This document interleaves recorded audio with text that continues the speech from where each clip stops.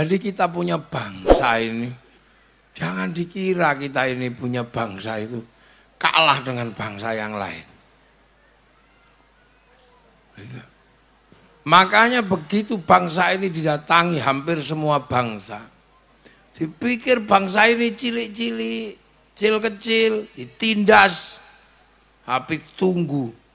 Akhirnya begitu mereka mulai menindas bangsa ini, perlawanan terjadi di mana? Sulawesi dipimpin oleh Sultan Hasanuddin. Di Maluku ada Patimura. Di Jawa Barat ada Sultan Ageng Tirtayasa. Jawa ada Sultan Agung, ada Pangeran Diponegoro.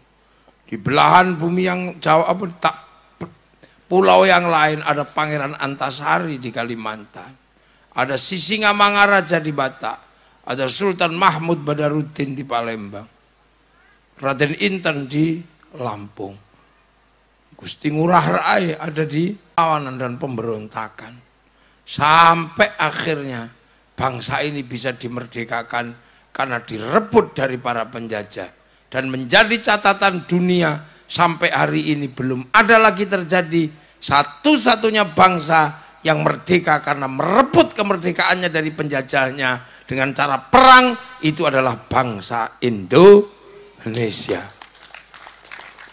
Satu-satunya bangsa yang merebut kemerdekaannya dengan perang itu adalah Indonesia. Akhirnya kita punya negara, kita punya bangsa, punya nation state atau kekuatan negara yang bisa berimbang dengan bangsa lain. Bangsa kecil seperti Brunei punya kerajaan yang di orang raja. Malaysia punya yang di Pertuan Agung. Singapura punya Perdana Menteri. Inggris punya Perdana Menteri. Amerika punya presiden. Cina punya presiden. Arab punya raja, semua punya. Dan bangsa ini juga punya. Akan tetapi ada keunikan yang luar biasa. Ternyata bangsa ini lebih canggih ketika membangun bangsa. Buktinya apa? Arab satu bangsa, pecah puluhan negara. Eropa satu bangsa, pecah puluhan negara. Afrika satu bangsa, pecah puluhan negara. Cina satu bangsa, pecah beberapa negara. Tapi kita puluhan bangsa, suku dan agama mampu bersatu dalam satu negara, Kesatuan Republik Indonesia. Ini tidak dimiliki oleh bangsa yang lain. Makanya anak-anakku sekalian, hari ini kita selalu dihadapkan dengan berita-berita betapa orang-orang jago mengolok-olok bangsanya. Punya presiden jelek, punya TNI jelek, punya polisi jelek, punya budaya nggak ada yang bagus. Semua dianggap jelek. Punya budaya di kampung tumpengan jelek, musyrik. Punya keris, musyrik. Punya ingkung, bid'ah. Punya bendera musyrik. Ini kadang kita ini pusing akhir-akhir ini. Sementara bangsa-bangsa yang lain membanggakan bangsanya luar biasa. Amerika betapa bangganya dia dengan bangsanya. Kemanapun dia selalu kibarkan bendera Amerika. Selalu ceritakan bahwa Amerika punya namanya Declaration of Independence, landasan hidup bersama. Film-film mereka membangkitkan semangat Amerika. Mulai dari Wild West sampai The Last of the Mohican, dia bikin sejarah besar. Anak-anak muda dijelaskan betapa kuatnya bangsa Amerika. Amerika mulai kalah dengan Vietnam, mereka nggak boleh malu bikinkan film Rambo 1 sampai 6. Ketika Amerika ditekan sama Cina secara spiritual, mereka nggak boleh malu pada bangsanya, bikinkan American Shaolin, American Kung Fu. Begitu mereka ditekan sama Jepang, mereka bikin American Samurai, American Ninja. Bahkan samurai terakhir dari Amerika namanya Tom Cruise dalam film The Last Samurai.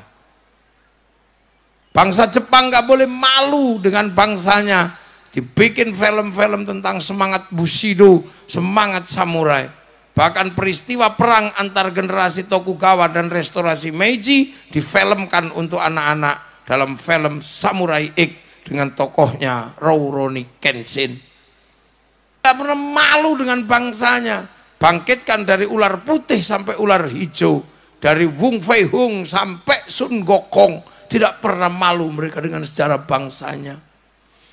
Malaysia menyongsong masa depan bangsanya, bahwa mereka sadar tidak boleh lagi ada keributan sesama anak bangsa, karena Malaysia ada beberapa bangsa yang tersisa di dalamnya. Ada orang-orang India, ada orang-orang Cina, dan ada orang-orang Indonesia. Maka Malaysia serahkan kembali kepada si Upin dan si Ipin, agar si Upin dan si Ipin tidak mengulang perang antar sesama anak bangsa. Dia harus tahu bahwa di dalam bangsa Malaysia ada bangsa India. Maka yang namanya Upin Ipin dibikinkan tokoh India kecil namanya Jarjit. Dia gak boleh lupa ada anak-anak Cina, bikinkan tokoh kecil namanya Mei Mei. Dia gak boleh lupa ada anak-anak Indonesia, bikinkan Susanti. Mereka diajarkan bagaimana memahami bangsanya. Kita tidak pernah lagi diajarkan itu. Maka tugas kita kembali menceritakan bahwa bangsa ini adalah bangsa yang kuat, bangsa yang besar.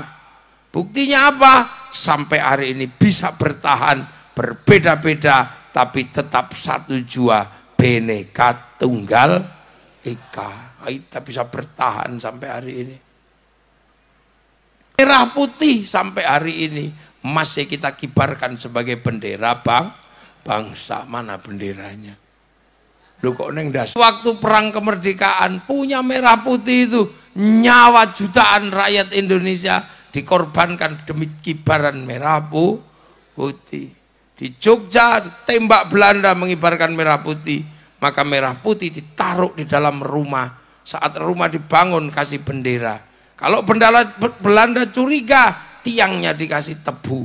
Masih curiga, tiangnya dikasih kelapa. Masih curiga, tiangnya dikasih padi. Masih curiga, tiangnya dikasih tebu.